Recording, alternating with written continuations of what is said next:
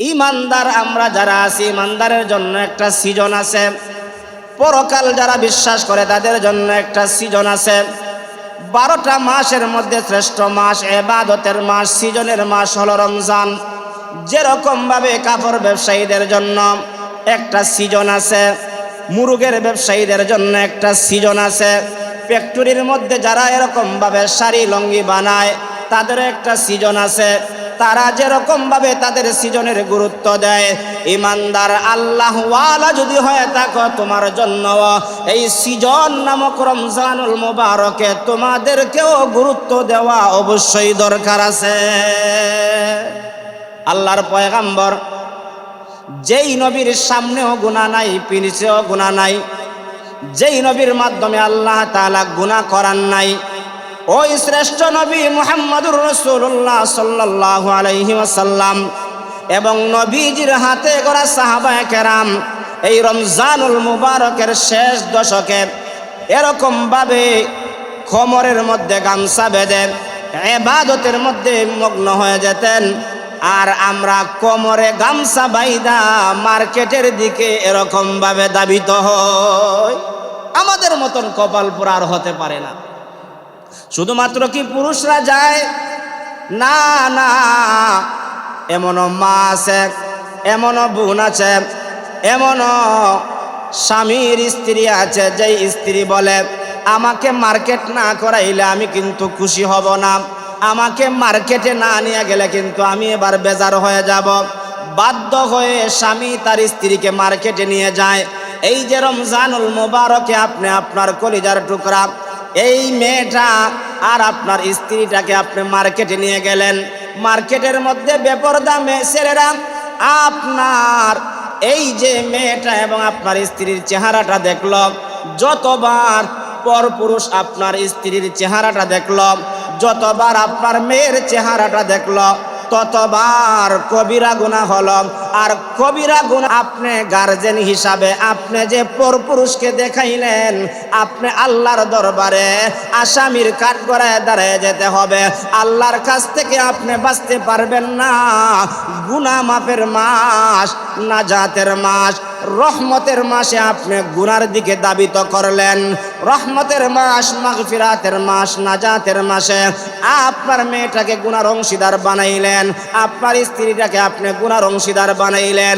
জেনে রাখেন আপনিও আল্লাহর দরবারে ধরা খাইবেন, আপনার মেয়ে এবং আপনার স্ত্রীকেও আল্লাহর দরবারে আসামির কাঠগড়ায় দাঁড় করাইবেন।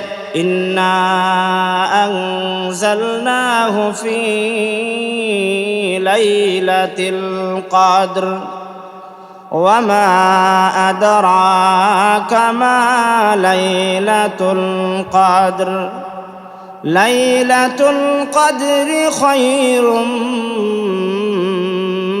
মিন আলফি শাহর। আল্লাহ তাআলা বলেন শবে কদর হলো ওই রাত্রি যেই রাত্রিতে আল্লাহ তাআলা কোরআন নাজিল করেছেন। এই আয়াত দ্বারা প্রমাণ হয়ে যায় রমজানুল মুবারকের যেই রাত্রিটা শবে কদর, ওই শবে কদরের রাত্রিতে আল্লাহ তাআলা কোরআন নাজিল করেছেন। আয়াতের ব্যাখ্যায় মুফাসসিরিনে কেরাম লেখেন লাউহে মাহফুজ থেকে সংরক্ষিত কোরআনটা আল্লাহ তাআলা প্রথম আসমান বাইতুল ইজ্জার মধ্যে আল্লাহ তাআলা শবে কদরের রাত্রিতে নাজিল করলেন। এরপরে আল্লাহ তাআলা বলেন ওয়া মা আদরাকা মা লাইলাতুল কদর। লাইলাতুল কদর কি তোমরা জানো? লাইলাতুল কদর হলো আল্লাহ তাআলা বলেন লাইলাতুল কদরি খায়রুম মিন আলফি শাহর। যেই রাত্রিটা হলো লাইলাতুল কদরটা হলো 1000 মাসের চাইতেও উত্তম। আল্লাহ তাআলা জানায় দিলেন এই কদরের রাত্রিতে আমি আল্লাহ তাআলা কোরআন নাজিল করেছি।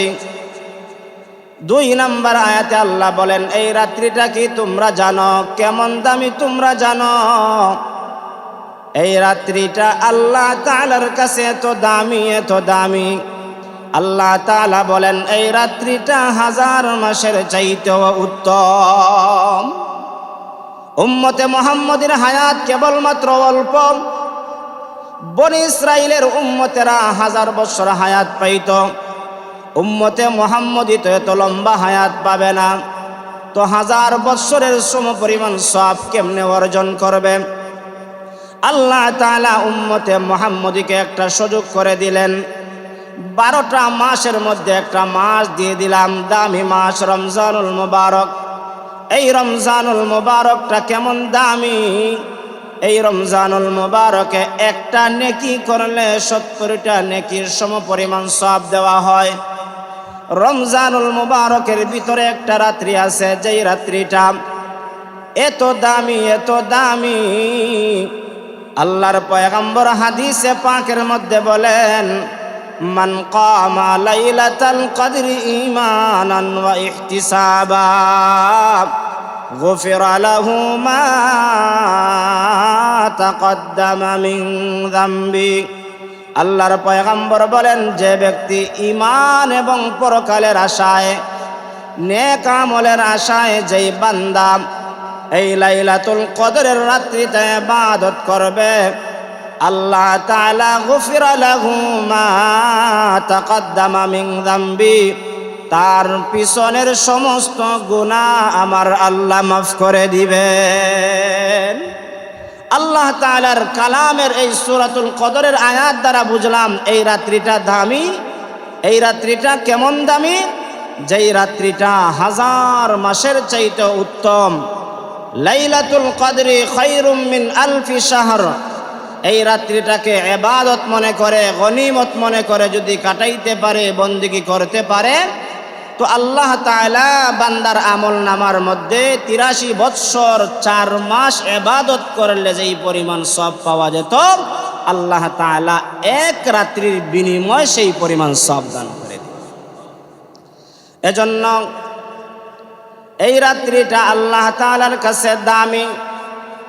আল্লাহর পয়গম্বর মুহাম্মদুর রাসূলুল্লাহ সাল্লাল্লাহু আলাইহি ওয়াসাল্লাম বলেন, এই রাত্রিটা তালাশের জন্য আমি রমজানুল মুবারকের প্রথম দশকে আমি ইতিকাফ করলাম এই রাত্রিটা তালাশ করার জন্য। দ্বিতীয় দশকে আমি ইতিকাফ করলাম, মসজিদে অবস্থান করলাম এই রাত্রিটা তালাশের জন্য।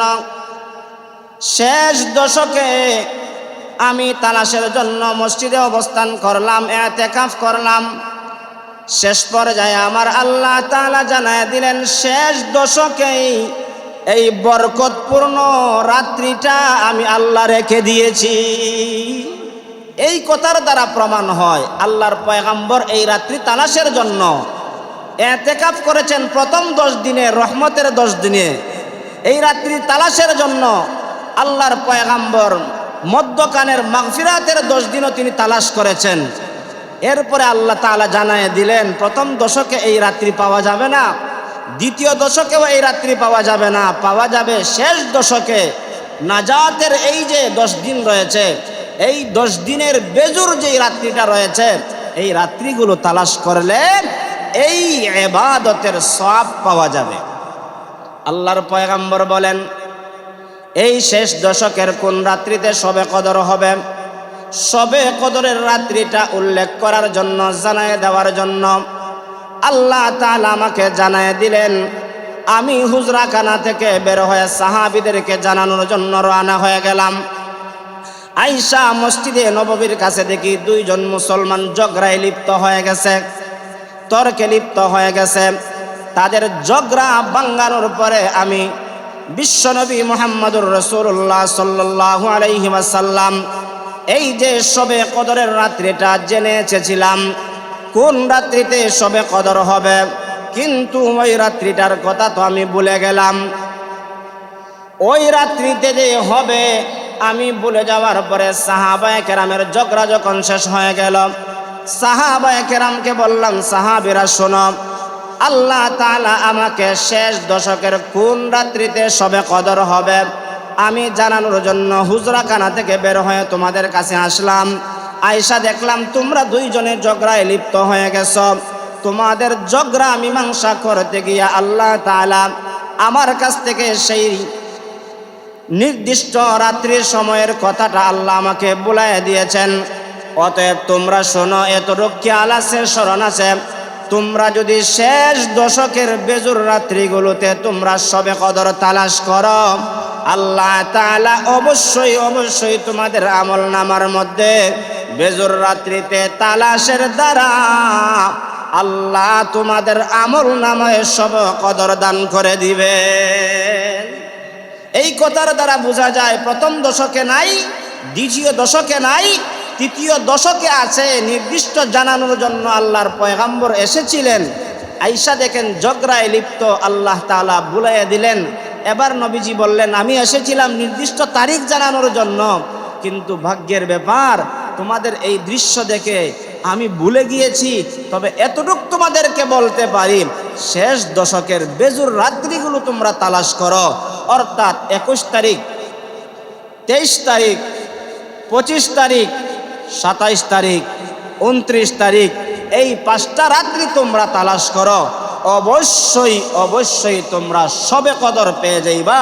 আর যেই আল্লাহর বান্দা এই শবে কদর পেয়ে যাবেন, তার আমল নামার মধ্যে 83 বৎসর 4 মাস ইবাদতের সমপরিমাণ সওয়াব আল্লাহ তার আমল নামায় দান করে দিবেন।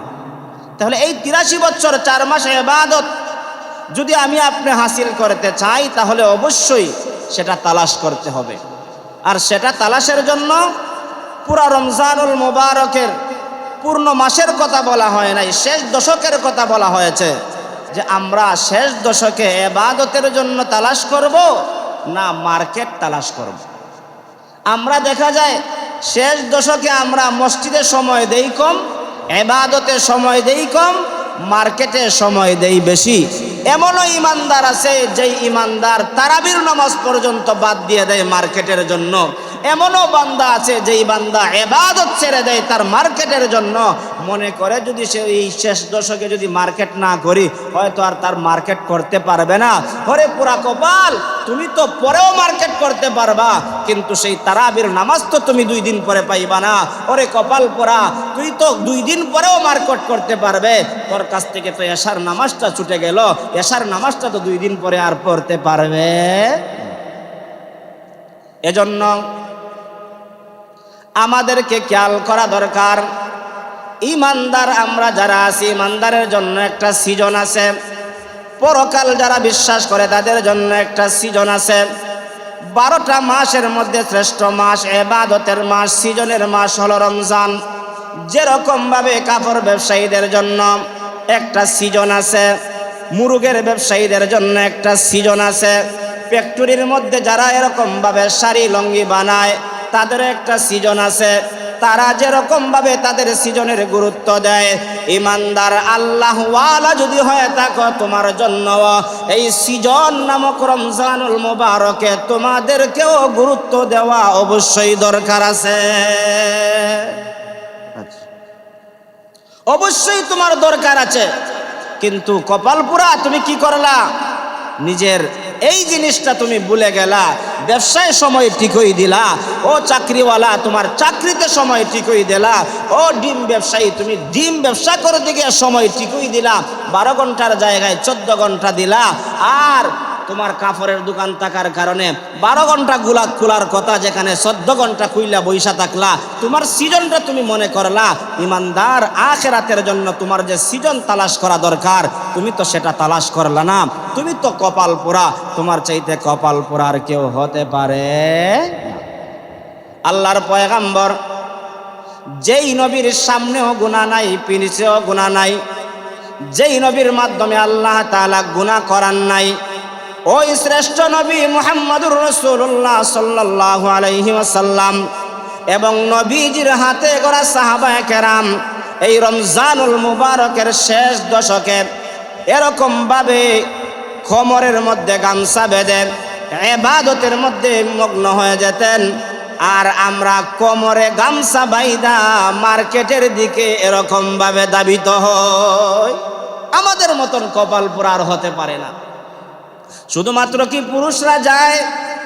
না না, এমনও মা আছে, এমনও বোন আছে, এমনও স্বামীর স্ত্রী আছে, যেই স্ত্রী বলে আমাকে মার্কেট না করাইলে আমি কিন্তু খুশি হব না, আমাকে মার্কেটে না নিয়ে গেলে কিন্তু আমি এবার বেজার হয়ে যাব। বাধ্য হয়ে স্বামী তার স্ত্রীকে মার্কেটে নিয়ে যায়। এই যে রমজানুল মুবারকে আপনি আপনার কলিজার টুকরা এই মেয়েটা আর আপনার স্ত্রীটাকে আপনি মার্কেটে নিয়ে গেলেন। মার্কেটের মধ্যে বেপরদা ছেলেরা আপনার এই যে মেয়েটা এবং আপনার স্ত্রীর চেহারাটা দেখল, যতবার পরপুরুষ আপনার স্ত্রীর চেহারাটা দেখল, যতবার আপনার মেয়ের চেহারাটা দেখল, ততবার কবিরা গুনাহ হলো। আর কবিরা গুনাহ আপনি গার্জেন হিসাবে আপনি যে পরপুরুষকে দেখাইলেন, আপনি আল্লাহর দরবারে আসামির কাঠগড়ায় দাঁড়িয়ে যেতে হবে। আল্লাহর কাছ থেকে আপনি বাঁচতে পারবেন না।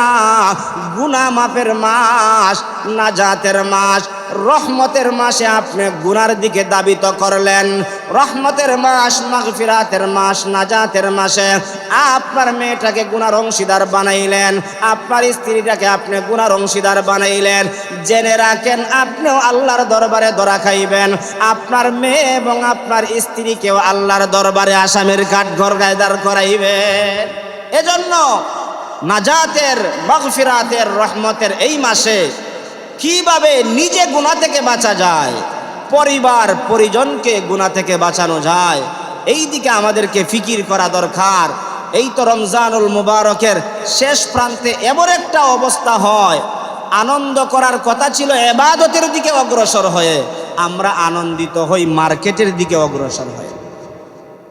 ইবাদত করার কথা যে বাকি 11 মাস তো ইবাদত কইরে এই পরিমাণ সওয়াব পাবো না, এই মাসে যেই পরিমাণ সওয়াব পাইব আর এই মাসের শেষ দশকে যেই পরিমাণ সওয়াব পাইব, বাকি এই দিনগুলোতে তো এরকম ভাবে পাইব না। অতএব এই দশকে আমি গুরুত্ব দেই, কিন্তু কপাল পোড়া মুসলমান এই দশকে গুরুত্ব দেওয়ার কোনো খেয়ালই তার অন্তরে নাই। যেমন আল্লাহর হাবিব বলেছেন, এই রমজানুল মুবারকে বেশি বেশি করে 4টা জিনিস করবা। এর মধ্যে একটা হলো বেশি বেশি করে লা ইলাহা ইল্লাল্লাহ মুহাম্মাদুর রাসূলুল্লাহ কালেমাটা পড়বা। কয়টা মুসলমান বলতে পারবে রমজান আসছিল কয় হাজার বার তাসবিহটা দইরা দইরা এরকম ভাবে লা ইলাহা ইল্লাল্লাহ বলেছে? বলে হুজুর আমার ব্যবসা থাকার কারণে বলতে পারি না, আমার চাকরি থাকার কারণে বলতে পারি না, আমার কৃষিকাজ থাকার কারণে বলতে পারি না। আল্লাহর পয়গম্বর বলেছেন বেশি বেশি করে লা ইলাহা ইল্লাল্লাহ পড়ো। লা ইলাহা ইল্লাল্লাহ বলার দ্বারা আল্লাহর নৈকট্য হাসিল করতে পারবা, আল্লাহ তাআলার আজমত আর মহব্বত তোমার অন্তরে জাগ্রত হবে। কিন্তু আমরা এমন মুসলমান, রমজান মাস আসছে এমনও মানুষ আছে 100 বারও মনে হয় কলেমাটা পড়ে নাই। অভাব নাই, পাওয়া যাবে 100 বারও মনে হয় কলিমা লা ইলাহা ইল্লাল্লাহ মুহাম্মাদুর রাসূলুল্লাহ সেই কালেমাটা পড়ে নাই। কিন্তু আল্লাহর পয়গম্বর বলছেন রমজান আসার পরেই তোমরা এই কালেমাটা বেশি বেশি করে পড়ো, সময় পাইলেই পড়ো, সুযোগ পাইলেই পড়ো, তসবিটা হাতে নিয়ে পড়ো। ঘুমে ধরতেছে না, হাতের মধ্যে তসবি নিয়া 100 বার পড়ো না, 1000 বার পড়ো না, তোমার তো উপকার হবে। 2 নম্বরে আল্লাহর পয়গম্বর বলেন এই রমজানুল মুবারকে বেশি বেশি করে ইস্তেগফার পড়ো। আস্তাগফিরুল্লাহ ইন্নাল্লাহা গাফুরুর রহিম, আস্তাগফিরুল্লাহ ইন্নাল্লাহা গাফুরুর রহিম। আমরা আজকে দুনিয়ার মগ্ন হইয়া আখিরাতের কথা ভুলে গিয়া আমরা ইস্তেগফার পর্যন্ত ভুলে যাই, পড়তে পারি না, পারলেও আমরা পড়ার সুযোগ পাই না। আল্লাহর পয়গম্বর বলেন রমজানুল মুবারকে বেশি বেশি করে ইস্তেগফার পড়বা। আস্তাগফিরুল্লাহ, আল্লাহ আপনার কাছে ক্ষমা চাই, আমরা ক্ষমা চাইব আল্লাহর কাছে। নিশ্চয়ই আপনি ক্ষমাশীল এবং দয়ালু। দয়ালু আল্লাহর কাছে যত বেশি ক্ষমা চাওয়া হবে তত বেশি আমার আল্লাহ আল্লাহর বান্দা বান্দীদেরকে আল্লাহ ক্ষমার ঘোষণা করবে। কিন্তু আজকে আমরা রমজান মাস পাইলাম কিন্তু ইস্তেগফারও বেশি বেশি পড়তে পারলাম না। 3 নম্বরে আল্লাহর পয়গম্বর বলেছেন এই রমজানুল মুবারকে বেশি বেশি জান্নাত চাইবা। জান্নাত দোয়া করলেই বলবা আল্লাহ আমাকে জান্নাত দান করো, দোয়া করলেই বলবা আল্লাহ আমার মা আর বাবাকে জান্নাত দান করো, আল্লাহ আমার পূর্বপুরুষদেরকে জান্নাত দান করো। এরকম ভাবে দোয়া করার কথা ছিল। আমরা তো এমন দুনিয়ামুখী হয়ে গেছি, আখিরাতের জন্য কথাটা বুঝলাম, আল্লাহর কাছে জান্নাত চাওয়ার সময়টা পর্যন্ত আমরা পাই না। আল্লাহর কাছে জান্নাত চাইবো, দোয়া তুইলা হাত তুইলা আল্লাহর দরবারে দোয়া করব, আমরা এই সময়টা পর্যন্ত পাই না। কিন্তু আল্লাহর পয়গম্বর বলেন, রমজান মাস পাইছো, আমি আল্লাহর দরবারে জান্নাত চাও। আর আল্লাহর পয়গম্বর বলেন, রোজাদারকে আল্লাহ তাআলা জান্নাত দান করবেন, যেই জান্নাতটা সর্বোচ্চ জান্নাত আল্লাহ রোজাদারকে দান করে দিবেন। রোজাদারকে আল্লাহ জান্নাত দিবেন, জান্নাত তো চাওয়া লাগবে। কি লাগবে? চাওয়া লাগবে। আমরা চেয়ারম্যান সাহেবকে বলি, চেয়ারম্যান সাহেব, আপনি তো চেয়ারম্যান, আপনার কথা তো এলাকার মানুষ শোনে, আপনার কাছে তো এমন একটা অভিজ্ঞতা আছে, চাইলে আপনি আমাকে একটা টিউবওয়েল দিতে পারেন, চাইলে আপনি আমাকে এক বান্টিন দিতে পারেন, অতএব আপনি দিয়েই দেন। এরকম ভাবে যখন চেয়ারম্যানের কাছে চাওয়া হয়, চেয়ারম্যান কয়, যেহেতু আমার কাছে বলছ আমি দিতে পারবো, অতএব আমি দিয়েই দিলাম। আল্লাহর পয়গম্বর বলেন, কোন আল্লাহর বান্দা যদি আল্লাহর কাছে চায়, আল্লাহুম্মা ইন্নাকা আফুউন তুহিব্বুল আফওয়া ফাআফু আন্নী, আল্লাহর বান্দা যখন আল্লাহর কাছে চায় আল্লাহ দান করে। আল্লাহ তাআলার কাছে যদি কোনো আল্লাহর বান্দা ক্ষমা চায়, আল্লাহ ক্ষমা করে দেন। যেমন এই দোয়া দ্বারা বোঝা গেল, আল্লাহুম্মা, হে আল্লাহ, ইন্নাকা, নিশ্চয়, আফুউন তুহিব্বুল আফওয়া ফাআফু আন্নী, আপনি ক্ষমা করতে ভালোবাসেন, আল্লাহ ক্ষমা করতে ভালোবাসেন। তুহিব্বুল আফওয়া ফাআফু আন্নী, অতএব আপনি আমাদেরকে ক্ষমা করেন, আপনি তো ক্ষমাশীল, আপনার চাইতে ক্ষমাশীল আর কেউ নাই। এরকম ভাবে যদি কোনো আল্লাহর বান্দা আল্লাহর দরবারে হাত বাড়াইয়া বলে, আল্লাহুম্মা ইন্নাকা আফুউন তুহিব্বুল আফওয়া ফাআফু আন্নী, আল্লাহ আপনার কাছে ক্ষমা চাই, আপনি তো ক্ষমা করাকে ভালোবাসেন, অতএব আপনি আমাদেরকে ক্ষমা করে দেন। চেয়ারম্যান সাহেব, আপনার দেওয়ার ক্ষমতা আছে, অতএব আপনি আমাকে এটা দিয়েই দেন। চেয়ারম্যান সাহেব কি ফিরে দেয়? দেয় না। তে আল্লাহ বলেন, আমি আল্লাহ ক্ষমাশীল, ক্ষমা করাকে ভালোবাসি, আমার কাছে ক্ষমা চাও, ফাআফু আন্নী, আমি আল্লাহ তোকে ক্ষমা করে দিই। তো এক নম্বরে বেশি বেশি কালেমা পড়ব রমজানে, 2 নম্বরে বেশি বেশি ইস্তেগফার পড়ব, 3 নম্বরে আল্লাহর কাছে জান্নাত চাইব। কি চাইব? জান্নাত চাইব। আজকে দেখা যায় দোয়া করার সময়ই আমরা পাই না। কত ব্যস্ততা, কত অজুহাত। কিন্তু রমজান মাস একটা সিজনের মাস, দোয়া কবুলের মাস। কোন সময় আল্লাহর পয়গম্বর বলেন, রোজাদারের দোয়া আল্লাহ বিফলে দেন না, সব কবুল করে নেন। সুবহানাল্লাহ। কিন্তু দেখা যায় আমাদের দোয়া কবুলের টাইমে বেশি উড়াউড়ি দেখা যায়, ব্যস্ততা দেখা যায়। যেমন হাদিসে এসেছে, আল্লাহর পয়গম্বর মুহাম্মদুর রাসূলুল্লাহ বলেন, ইফতারের আগ মুহূর্তে দোয়া কবুল হয়, এতে কোনো সন্দেহ নাই। আমরা ইফতারের আগ মুহূর্তে কি ব্যস্ততা, আরে বাপ রে বাপ, বোঝা যায় যেমন সারা দিনের সমস্ত কাজ এই সময় টেলা লয়। ইফতারের আগ মুহূর্তে বিশেষ করে মা বোনরা দেখা যায় দোয়া করব দূরের কথা, পানি খাইবার টাইম পায় না ইফতারের সময়। কিন্তু আল্লাহর পয়গম্বর বলছেন, ইফতারের আগ মুহূর্তে অবসর হয়ে আমার দরবারে বসো, 1 মিনিটের জন্য হলো আমি আল্লাহর দরবারে হাতটা বাড়াও, আর বাড়াইলে হাত তুইলা যখন আল্লাহর কাছে দোয়া করবা, ইফতারের সময় যা চাইবা আল্লাহ সব তোমাকে দান করে দিবে। কিন্তু আজকে আমরা চাইতে পারি না। 4 নম্বরে আল্লাহর পয়গম্বর বলেন, ও রোজাদার, ও ইমানদার, ও আল্লাহওয়ালা, আমি আল্লাহর কাছে 4 নম্বরে তোমরা জাহান্নাম থেকে মুক্তি চাইবা, জাহান্নাম থেকে মুক্তি চাইবা। আল্লাহ জাহান্নাম থেকে মুক্তি দাও, জাহান্নাম থেকে পানা চাই। কয়বার আমি দোয়া করেছি, আল্লাহ জাহান্নাম থেকে মুক্তি দাও। না না, দুনিয়ার ব্যস্ততার কারণে আমি চাইতে পারলাম না। আল্লাহ তাআলা দোয়া শিক্ষা দিয়ে দিছেন, দুনিয়ার কল্যাণ চাও, আখিরাতের কল্যাণ চাও, জাহান্নাম থেকে মুক্তি চাও। আমরা একটা দোয়া করি, রব্বানা আতিনা ফিদ দুনিয়া হাসানা ওয়া ফিল আখিরাতি হাসানা ওয়া কিনা আযাবান নার। রব্বানা, হে আমাদের রব, আমাদের রবকে আরো জোরে বলেন কে? আমি তো আল্লাহর দরবারে বললাম আতিনা ফিদ দুনিয়া হাসানা, আল্লাহ দুনিয়ার কল্যাণ আমাকে দাও, ওয়া ফিল আখিরাতি হাসানা, আখিরাতের কল্যাণ দাও। আল্লাহর দরবারে চাইলাম, শেষ প্রান্তে বললাম ওয়াকিনা আযাবান্নার, জাহান্নাম থেকে আমাদেরকে বাঁচাও।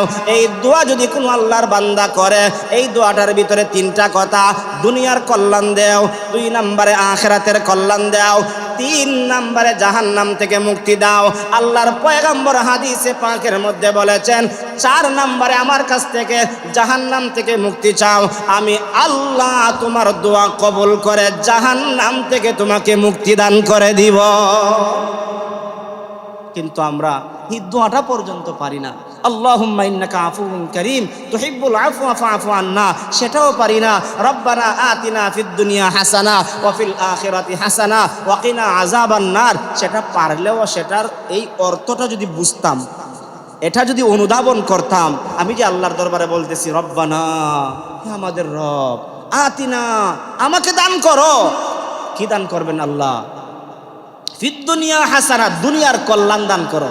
আচ্ছা, এই যে বাংলা, এটার অর্থটা কোনো আল্লাহর বান্দা যদি দোয়া করার সময় কয় আল্লাহ তুমি আমার দুনিয়ার কল্যাণ দাও, আখিরাতের কল্যাণ দাও, জাহান্নাম থেকে মুক্তি দাও, এটা যদি আরবি ভাষায় বলে রব্বানা আতিনা ফিদ দুনিয়া হাসানা ওয়া ফিল আখিরাতি হাসানা ওয়া কিনা আযাবান নার, ইমাম সাহেব বলে মুসল্লি বুবার মতন জবান বন্ধ কইরা বইসা থাকে, আসেনি? বুবা বুবা বোঝা যায়, তার মুখে আওয়াজ বার হয় না।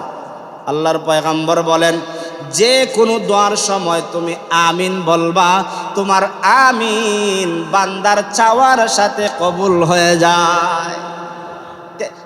ইমাম সাহেব যে বলল রব্বানা আল্লাহ আতিনা ফিদ দুনিয়া হাসানা ওয়া ফিল আখিরাতি হাসানা ওয়া কিনা আযাবান নার, অর্থ হলো আল্লাহ দুনিয়ার কল্যাণ দাও, আখিরাতের কল্যাণ দাও, জাহান্নাম থেকে মুক্তি দাও। এখন আমার আপনার দরকার নেই আমিন বলা, কিন্তু আমরা কি তা করি? হাত তুলছি আর মুখ লড়াই না, আসিনি আমরা এরকম, মুখটা লড়াই না, লড়াইলেই মনে হয় গুনাহ হইব, লড়াইলে কি হইব? গুনাহ হইব। এই জন্য প্রত্যেকটা কথার পরে আমাদেরকে আমিন বলা দরকার, আমিন বলা দরকার। আল্লাহ তাআলা এই আমিন বলার দ্বারা আপনার এই দোয়াটা আল্লাহ কবুল করে নেবেন। এজন্য সারসংক্ষেপ কথা হলো, বেশি বেশি আমাদের করার কথা ছিল কিন্তু করতে পারি না, আমরা কপাল পোড়া। এখনো সময় আছে, এখনো সময় আছে, পিছে যা হয়ে গেছে বাদ দিয়ে দিই, সামনে আমাদের কি করা দরকার এগুলোর জন্য প্রস্তুতি নেওয়া দরকার আছে না নাই?